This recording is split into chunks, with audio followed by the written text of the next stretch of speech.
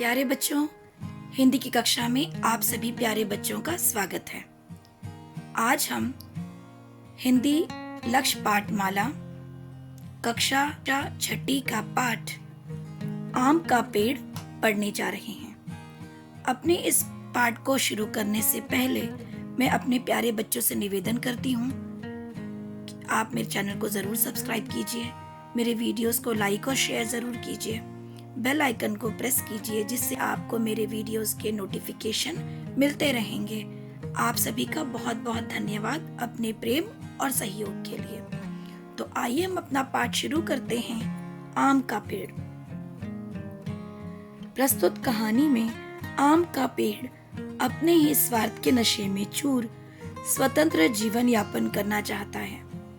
वृक्ष देवता के वरदान पाने के पश्चात वह ठूठ सा रह जाता है। दूसरे पेड़ पौधों को फलते फूलते देख उसे अपने अज्ञान का बोध होता है और वह पश्चाताप की आग में जलता हुआ वृक्ष देवता से वरदान वापस लेने का आग्रह करता है। संपूर्ण पाठ प्राकृतिक प्रेम और परोपकारी भावना का परिचायक है। तो आइए हम अपना पाठ शुरू करते हैं। आम का पेड़। आम का वह पेड़ हमेशा अकेला रहने में ही प्रसन्नता का अनुभव करता था, परंतु पक्षी थे कि उसे हमेशा सताते रहते। वे उसे कभी अकेला नहीं रहने देते थे। वसंत के बाद जब उस पर नए पत्ते आते तो पक्षी आकर उसकी शाखाओं पर बैठ जाते। वे इधर उधर फुदकते और गीत गाते। हवा के झोंके उसके पत्तों के साथ अटखेलियां करते। चिड़िया सुबह सुबह चहचहाती और उसे जगा देती, मगर आम के पेड़ को यह सब अच्छा नहीं लगता। गर्मी के दिनों में जब उस पर मंजरियां खिलती और छोटी छोटी अंबियां लगती तो कोयल ऊपर बैठकर कुहू कुहू का गीत गाने लगती और सारे पक्षियों को आम खाने का निमंत्रण देती। इसका परिणाम यह होता कि जंगल के बहुत सारे पक्षी जैसे तोते, चिड़िया आदि सुबह से ही उस आम की टहनियों पर आ विराजते और दिन भर मजे से कच्ची अंबियां खाते। प्यारे बच्चों, इस पाठ के शुरुआत में ये बताया गया है कि आम का पेड़ हमेशा से अकेला रहना चाहता था और उसी में वो खुश भी था, लेकिन दूसरे पक्षी जो हैं वे उसे बहुत सताते थे। उसकी शाखाओं पर आकर बैठते, गाते, अपना घोंसला बनाते, इधर उधर फुदकते और गीत गाते और पत्तों के साथ अटखेलियां करते। अटखेलियां करना यानी खेलना। और चिड़िया सुबह सुबह ही आकर चहचहाती और उसे जगा देती, जबकि आम का पेड़ बहुत देर तक सोना चाहता था। मगर आम के पेड़ को यह सब अच्छा नहीं लगता, यानी पक्षियों का आना, वहाँ घोंसला बनाना और गाना गाना, उसके पत्तों के साथ में खेलना, उसकी शाखाओं पर बैठना, यह सब उसे नहीं भाता था बच्चों। वह हमेशा से अकेला रहना चाहता था और अकेला रहकर ही उसे खुशी मिलती थी। और गर्मी के दिनों में जब उस पर मंजरियां खिलती, मंजरियां कहते हैं बच्चों छोटे छोटे जो पत्ते खिलते हैं पेड़ पौधों पर आते हैं, छोटे छोटे पत्ते, उन्हें मंजरियां कहते हैं। और उन पत्तों के बाद छोटी छोटी अंबियां लगती। अंबियां छोटे जो हरे आम होते, कैरियां जिसे कहते हैं, तो वो जब लगती तब कोयल उस पर बैठकर कू कू का गीत गाती। आप सभी को तो बच्चों पता है कोयल कितना मीठा गाना गाती है। तो कोयल जो है वो कुहू कुहू के गीत सुनाती, गाने लगती और यह एक तरह से दूसरे पक्षियों के लिए निमंत्रण देती।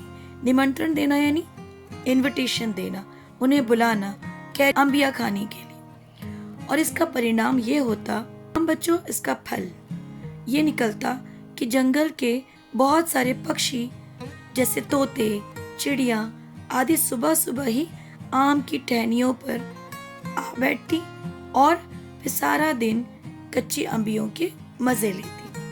आइए इस पाठ को आगे पढ़ते हैं। बहुत सारे नन्हे बच्चे भी अंबिया खाने के लिए उस पेड़ के नीचे आते। जब वे ऊपर न चढ़ पाते तो पत्थर मार मार कर अंबिया तोड़ने का प्रयत्न करते। जब कोई अंबिया नीचे गिर पड़ती तो वे खुशी से किलकारियां मारते और एक दूसरे से चीना झपटी करते। परंतु आम के पेड़ को यह सब बहुत बुरा लगता। वह तो हमेशा अकेला रहना चाहता था। उसे अपनी टहनियों पर बैठी कोयल का कुहू कुहू राग आलापना जरा भी ना भाता। पक्षी जब उसके फलों पर चोंच मारते तो वह उन्हें बुरा भला कहता। जब वे उसके पत्तों पर बीट कर देते तो वह बहुत चिढ़ता, कहता, तुमने मेरा शरीर गंदा कर दिया है। कीड़े मकोड़े जब उसके तने पर रेंगते तो भी वह बहुत दुखी होता। बच्चों का पत्थर मार मार कर फल तोड़ना तो उसे बिल्कुल भी अच्छा नहीं लगता। वह उन्हें भला बुरा कहता, परंतु बच्चे तो अपनी मस्ती में अंबिया तोड़ते रहते। प्यारे बच्चों, पाठ के इस भाग में बताया गया है कि बहुत सारे छोटे छोटे बच्चे भी उस आम के पेड़ के नीचे अंबिया खाने के लिए आते हैं और कुछ बच्चे जो हैं वो ऊपर चढ़ जाते हैं। जो ऊपर नहीं चढ़ पाते वे पेड़ पर पत्थर मारकर अंबिया गिराने का प्रयत्न करते हैं। और जब कोई अंबिया गिर जाती हैं तो खुशी से झूम उठते हैं और उस गिरी हुई अंबिया के लिए छीना झपटी शुरू कर देते हैं। परंतु आम के पेड़ को यह सब बहुत बुरा लगता। वह हमेशा से अकेला रहना चाहता था। उसे इन लोगों का शोर मचाना बिल्कुल नहीं अच्छा लगता था। अपनी टहनियों पर बैठी कोयल का गाना गाना आम के पेड़ को नहीं भाता था, अच्छा नहीं लगता था। पक्षी जब फलों पर चोंच मारते थे तो वह भी उसे बहुत बुरा लगता था।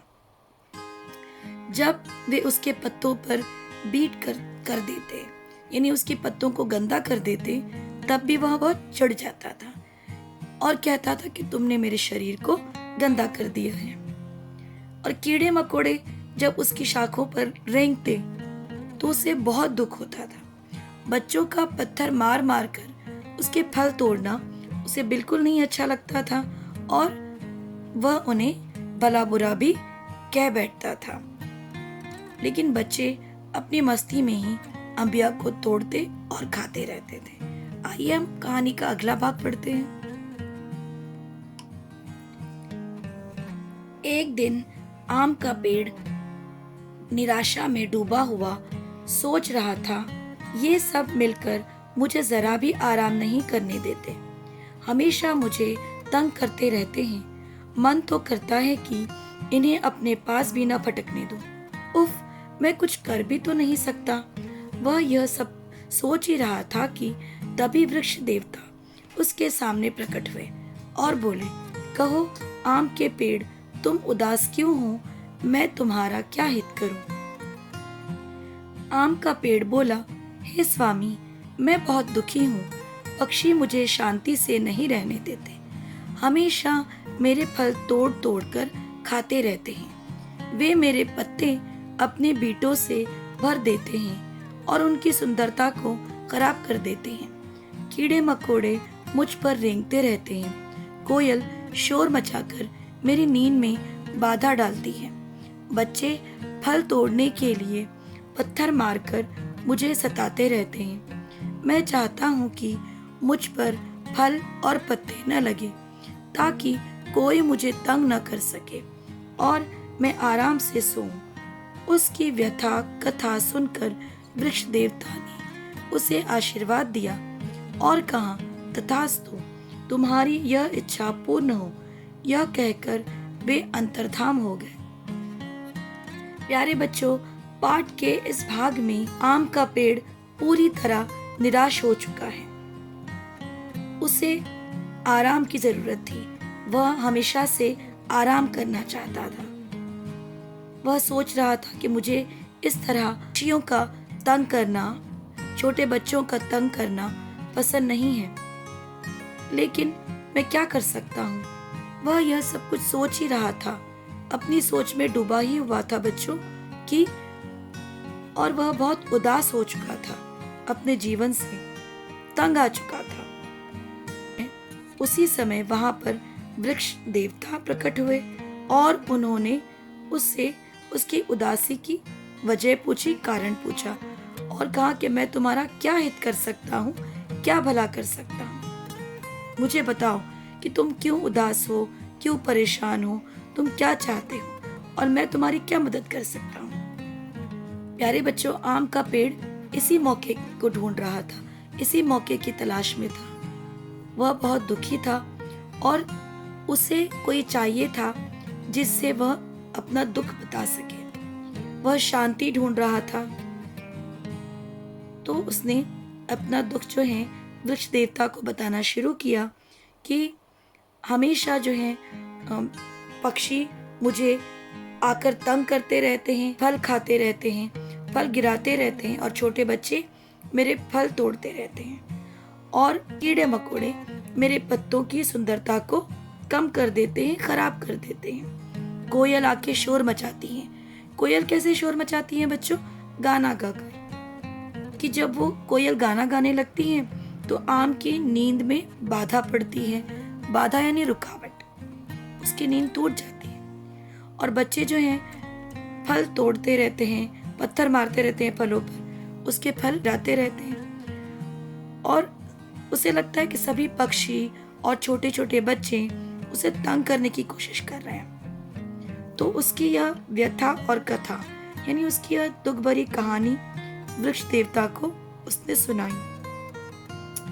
उसकी कहानी सुनकर वृक्ष देवता ने उसे आशीर्वाद दिया कि उन्होंने कहा कि तथास्तु, कि ऐसा ही होगा कि तुम्हें कोई तंग नहीं करेगा, क्योंकि वह चाहता था कि वृक्ष देवता उनकी मदद करे, उसे आशीर्वाद दे कि कोई उसे तंग न करे। वृक्ष देवता ने, आज के बाद कोई तुम्हें तंग नहीं करेगा, तुम्हारी जो भी इच्छा है वह मैं पूर्ण करूंगा। और ये कहकर वह अंतर्धाम हो गए। अंतर्धाम हो गए यानी गायब हो गए। तो बच्चों, अपना पाठ मैं आज के लिए यही रोकती हूँ। इसका भाग आप मेरे अगला वीडियो जरूर देखिए। धन्यवाद।